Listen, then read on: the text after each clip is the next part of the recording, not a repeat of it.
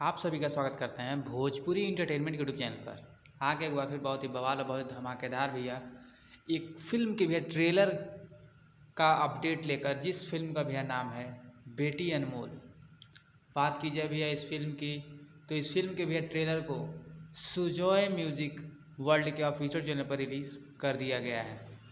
और इस फिल्म में भैया आप सभी को Sanjay Pandey ji main lead role में देखने को मिलेंगे। तो मैंने भैया इस ट्रेलर को देखा, बहुत ही शानदार, बहुत ही लाजवाब भैया इसके ट्रेलर को बनाया गया है। और इस फिल्म की भैया जो कहानी है वो बहुत ही शानदार और बहुत ही लाजवाब है। कहीं ना कहीं आपके दिल को ये ज़रूर कहानी छुएगी। तो अभी तक यदि आप लोगों ने इस बेहतरीन और लाजवाब भैया ट्रेलर को नहीं देखा है तो जाएँ सुजॉय म्यूजिक वर्ल्ड पर जाकर इस बेहतरीन और लाजवाब फिल्म के भैया ट्रेलर को अपना प्यार आशीर्वाद जरूर दें, क्योंकि कहानी बहुत ही शानदार और बहुत ही लाजवाब है।